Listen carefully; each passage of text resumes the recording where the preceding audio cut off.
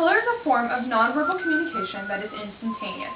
Color stimulates and works with all of the senses. It recalls past events and produces an emotional response. In my opinion, the boldest color and the most exciting is the color red.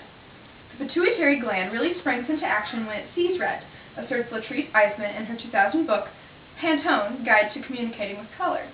Red stimulates the central nervous system, respiration and pulse rises, the heart beats faster, and our eyes dilate when we see it. From underwear to sports cars to food, red can literally turn you on.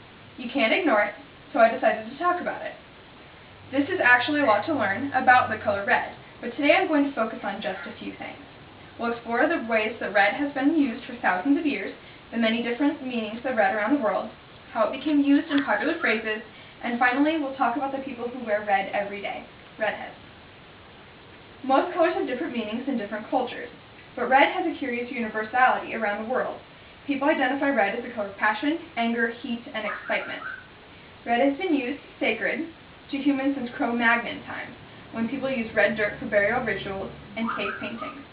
The 1981 People's Almanac series of books found at www.trivia-library.com recorded that the oldest book in existence, 1500 years BC. The color red was used for chapter headings, names of diseases, weights, and doses of drugs.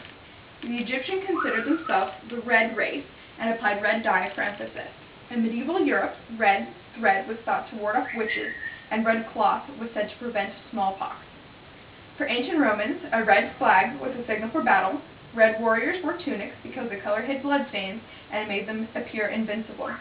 The Bolsheviks used a red flag for their symbol when they overthrew the Tsar in 1917.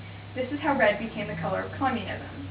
In the French Revolution, the red flag was a symbol of rebellion. In Europe during the Renaissance, only the highest classes of people were allowed to wear red. By law, peasants were forbidden to wear the color. We have our own history of red here in Nebraska. In 1892, the University of Nebraska football team began winning football games, but did not have a nickname yet. The Nebraska boys were called Red Stockings, Antelope, and Bug Eaters. By 1900, the team's nickname became the Cornhuskers. By 1890, however, the team was already wearing the color scarlet and green. Today, the chant for Nebraska is Go Big Red, and when you go into the stadium, you see everyone wearing the color red, called the Sea of Red. Scarlet is one variation of the color red. Scarlet and vermilion are shocking and extreme reds, while pink, maroon, and crimson are other shades. My shirt is red. Eisman's book lists the responses to the color red as exciting, energizing, sexy, hot, dynamic, stimulating, provocative, dramatic, aggressive, and powerful. If you drive a bright red car, the message you are trying to send is sexy, speedy, high energy, and dynamic, according to Latrice Eisman's 2003 book, The Color Answer Book. Red cars are also more often used in car accidents and have higher insurance rates. To catch a person's attention, we use the color red. Stop signs, stop lights, brake lights, and fire equipment is used for warning or danger signals. In Nathaniel Hawthorne's 1850 book, The Scarlet Letter, we see red used to brand an adulterer. Red also marks murderers, prostitutes, and brothels, which are called red light districts. Red roses, hearts, and candies are all examples of love, passion, and lust.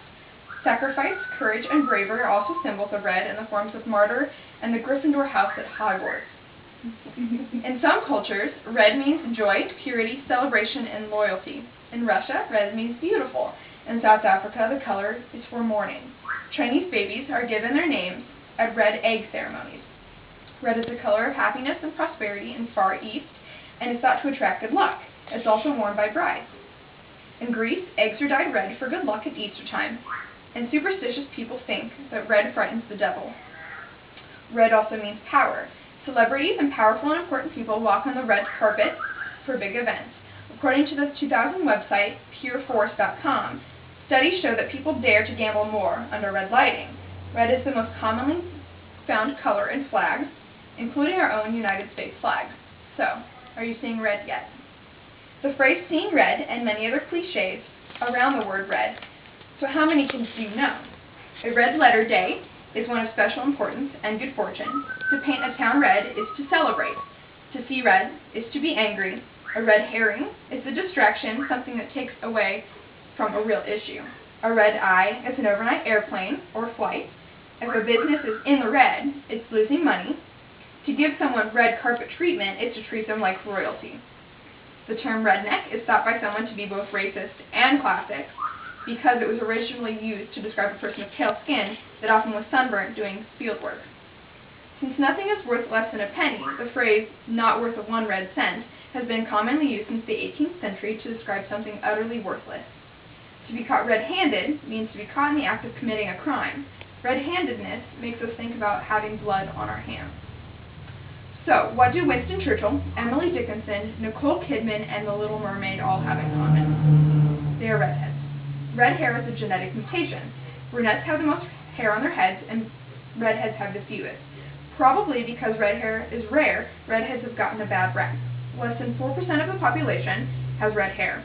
The highest percentage of redheads in the world is in Scotland with 13%, and in Ireland with 10%. In America, redheads have less than 2% of the population. During the Spanish Inquisition, red hair proved that the person who stole the fire of hell and had to be burned as a witch. Freckles, moles, warts, and birthmarks that were red were considered marks of the devil. Redheads were not trustworthy.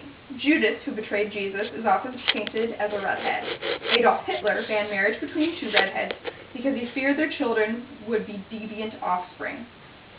In the American South in the early 1900s, the phrase, "I'll beat you like a redheaded stepchild," implies the status of illegitimate offspring of a white master.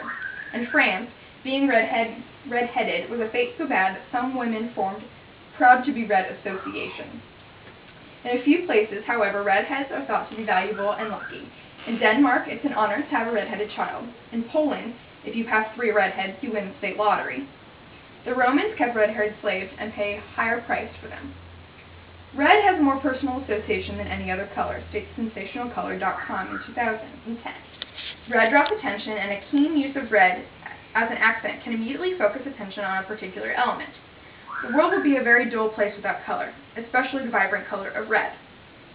Throughout the ages, people have used red for emphasis, whether in books, pictures, or phrases. Red will get you excited and make many people think that you're sexy.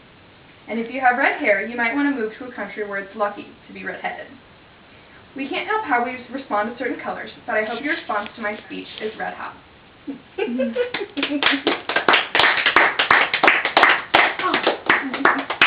Oh, it's a blankie.